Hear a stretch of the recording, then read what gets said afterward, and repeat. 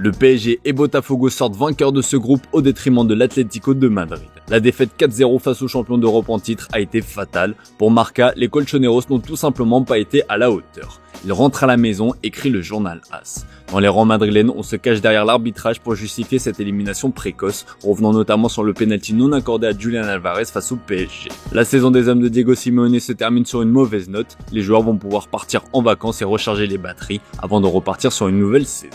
Du côté du Real Madrid, le malaise Rodrigo fait les gros titres de la presse madrilène. L'affaire Rodrigo est rouverte, juge le journal Marca. Le Brésilien, qui semblait avoir retrouvé sa joie, n'a pas joué une seule minute contre Pachuca et Xabi ne lui a même pas demandé de s'échauffer, note le journal.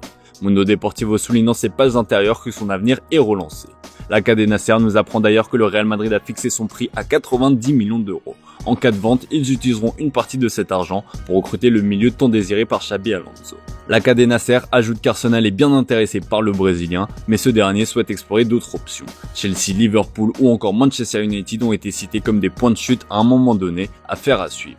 Du côté de la Catalogne, le feuilleton Nico Williams bat son plein. Le Bayern Munich continue de faire pression et propose une offre financière bien supérieure à celle du Barça. Les Allemands sont notamment prêts à payer facilement la clause libératoire du joueur et ont déjà laissé filtrer des informations selon lesquelles il lui offrirait un statut de titulaire dès le départ. Mais le Barça compte sur l'engagement de Nico, comme le placarde Mundo Deportivo dans son édition du jour.